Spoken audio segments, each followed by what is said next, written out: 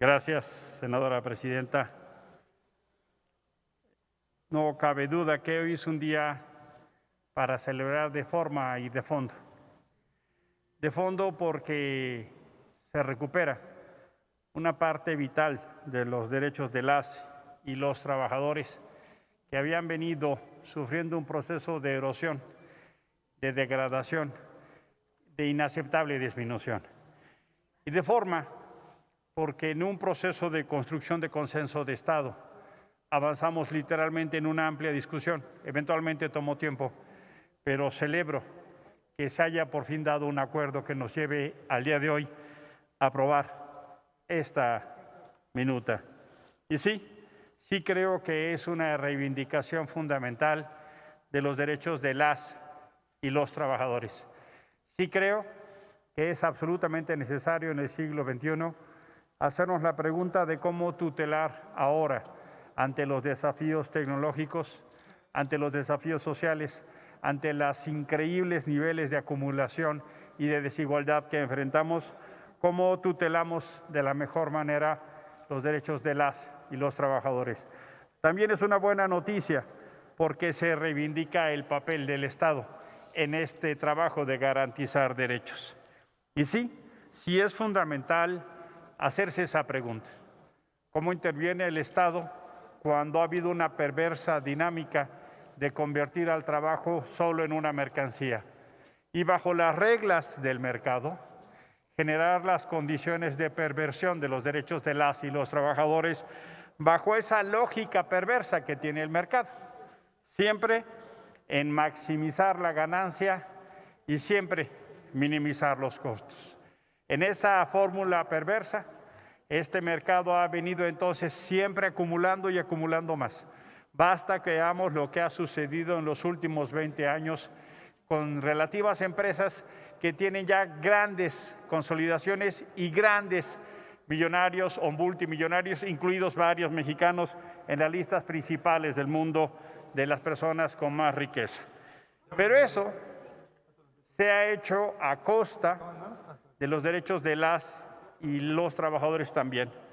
Se ha generado un proceso donde el outsourcing, como una figura externa, vino a corromper de tal manera que terminaron por erosionando los derechos de las y los trabajadores.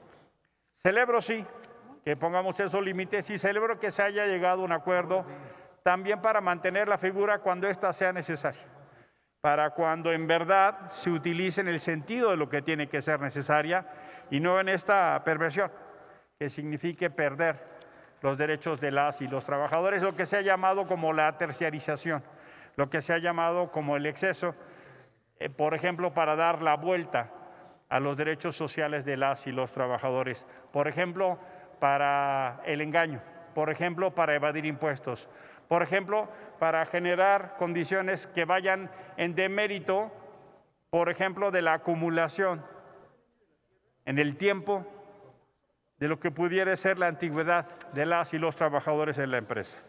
Qué bueno que se ha encontrado la fórmula para atender las fórmulas especializadas o aquellos mecanismos que sí requieren el outsourcing, pero no como una forma general que lo que ha significado es la pérdida de los derechos de millones de personas en su trabajo.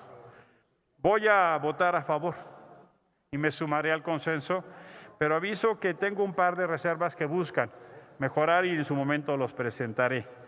¿Y en qué ánimo? Porque creo que todavía nos quedan algunos pendientes. Celebro el trabajo de la Comisión de Trabajo, celebro el empuje del senador Napoleón, celebro el trabajo de la senadora Ana Lilia y además no solo en este Senado, sino el trabajo que han hecho.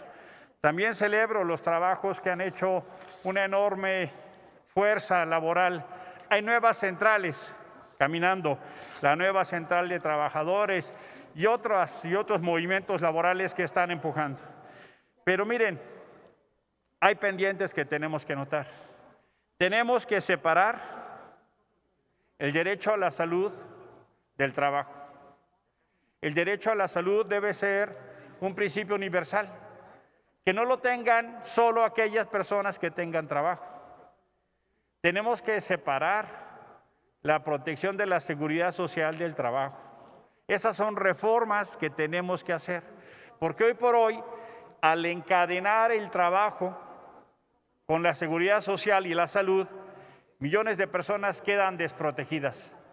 El sistema mexicano tiene una fractura muy importante en tutelar los derechos sociales y tenemos que disociar. Otra cosa que tenemos que hacer es cómo revisamos esta condición que aquellas personas que trabajan, que tienen trabajo, están en pobreza. Veamos los datos que da la Acción Ciudadana frente a la pobreza y vamos a ver que hay millones de personas que tienen trabajo, pero que siguen estando en pobreza. Y sí, tenemos que enfrentar los retos del siglo XXI. Por ejemplo, lo que pasa ahora con el trabajo en casa.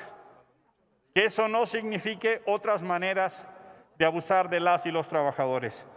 Más adelante les platicaré en particular las reservas que presento, en el ánimo de decirles que sí me sumo al consenso, me sumo a lo que espero que sea unanimidad, en el entendido de anotar temas de la agenda laboral para hacer vigente el derecho al trabajo, pero sobre todo la condición de dignidad de vida de hombres y mujeres que se les va literalmente la vida, e incluso a veces sin atender a su familia en demérito de sus propias condiciones. Hay una agenda laboral pendiente, si bien votaré a favor, hay que notar lo que ahí sigue. Muchísimas gracias por su atención. Gracias, senador Álvarez.